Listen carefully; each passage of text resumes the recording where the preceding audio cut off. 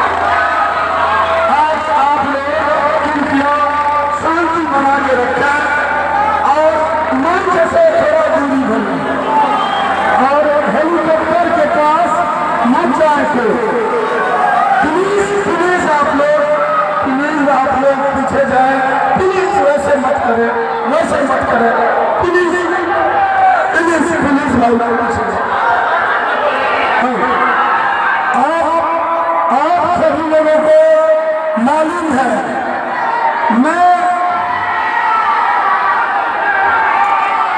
मैं आपके बीच ओवैसी साहब बैरिस्टर जनाब ओवैसी साहब का उम्मीदवार हूँ। कदम छाप मेरा चुनाव है। आज आप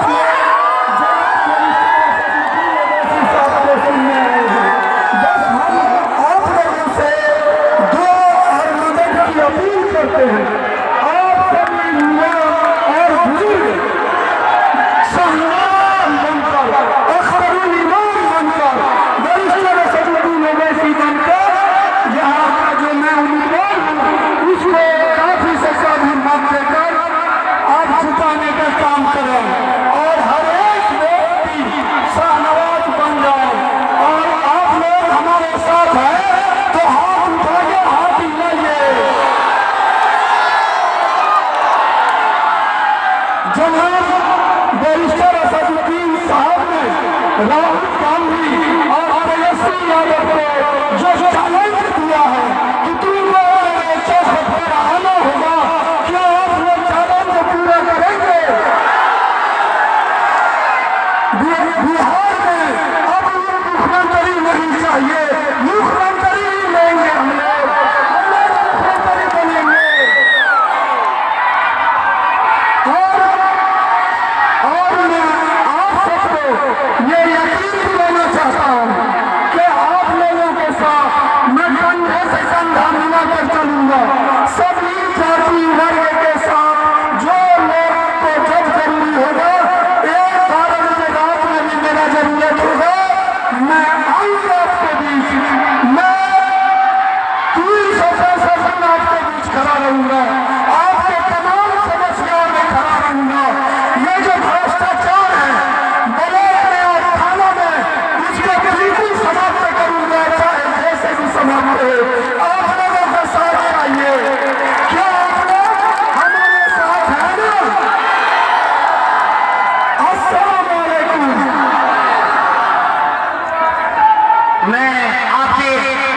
मैं आपकी मोहब्बत को सलाम करता हूँ, लेकिन ये मेहमान का इकराम करने का तरीका नहीं है। अल्लाह का वास्ता है, अगर आप लोग बोलेंगे तो हम लोग चुप हो जाएंगे। आप अल्लाह के वास्ते चुप हो जाइए। आप जिस शख्स का इंतजार कर रहे थे वो हमारे और आपके दरमियान हाजिर हो चुके हैं। मैं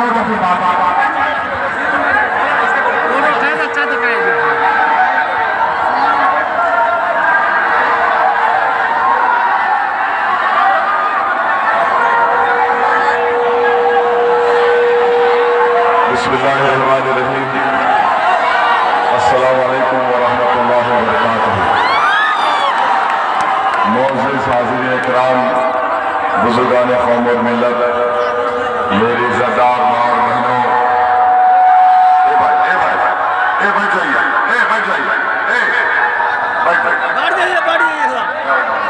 आप बैठ जाइए, आराम से बैठ।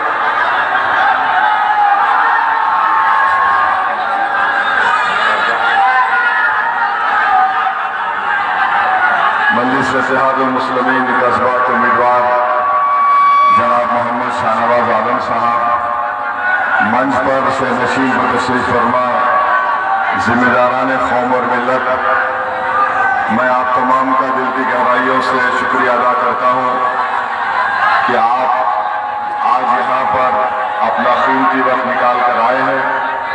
मैं आप तमाम लोगों से ये दरख्वास्त और अपील करने आया हूँ कि 11 तारीख के दिन आप तमाम लोग मुत्तहदा तौर पर अपना एक वोट मजलिस इत्तेहादुल मुस्लिमीन के उम्मीदवार पतंग छाप के निशान पर बटन दबाकर आप अपने इत्तेहाद को कामयाब करिए।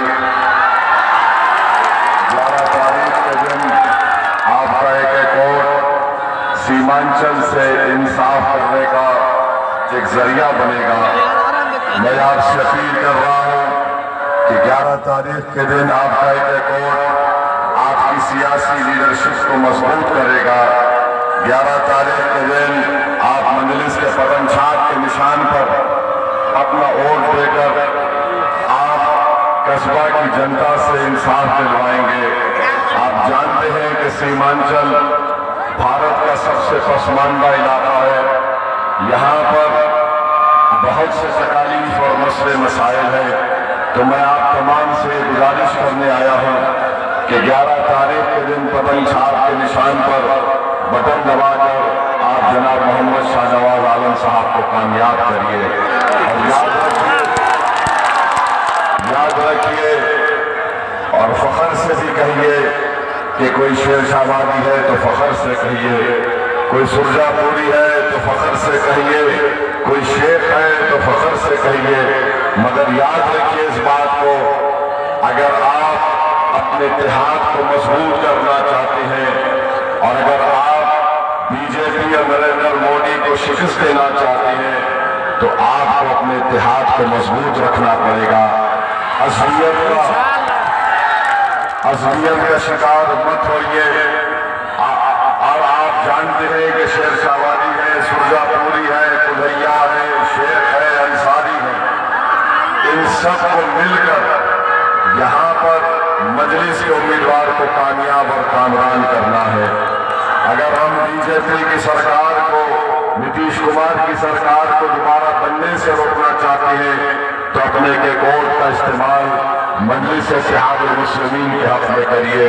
मेरे अजीज दोस्तों और बुजुर्गों, 20 साल से नीतीश कुमार की सरकार है।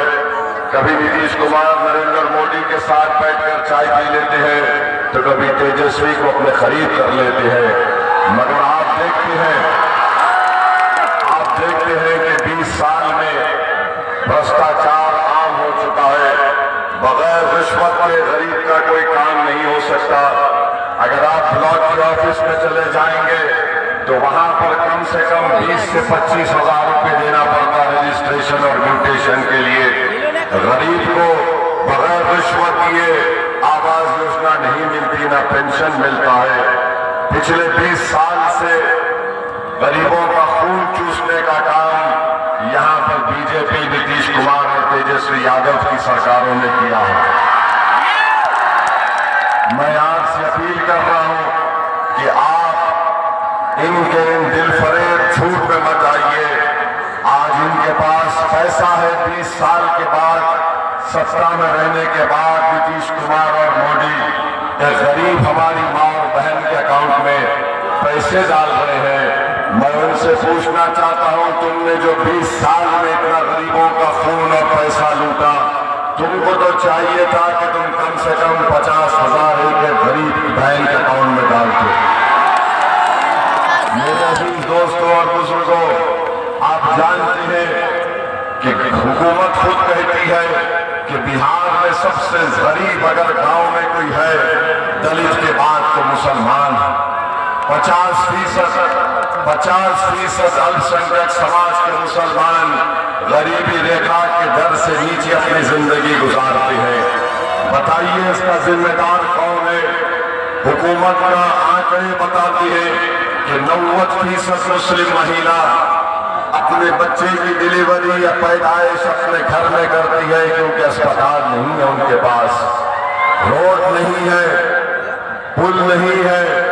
मगर इसके बावजूद भी नरेंद्र मोदी, नीतीश कुमार, तेजस्वी आकर झूठ को बयान करते हैं। मेरे अजीज दोस्तों, आप जानते हैं कि नरेंद्र मोदी ने नीतीश कुमार के साथ मिलकर और यहाँ पर एक वफ्द का कानून दिल्ली में बनाया, एक काला कानून वफ्द का बनाकर नरेंद्र मोदी, नीतीश कुमार और लोजपा वाले मस्जिदों को छीनना चाहते हैं, दरगाहों और खानकाहों को छीनना चाहते हैं, कब्रिस्तान की जमीन पर कब्जा करना चाहते हैं। दुनिया ने देख लिया, भारत की जनता ने देख लिया कि कैसे असदुद्दीन ओवैसी भारत के पार्लियामेंट में अकेला था, मगर हमने आप तमाम की दुआओं की वजह से अल्लाह ने हम पर करम किया और हमने पार्लियामेंट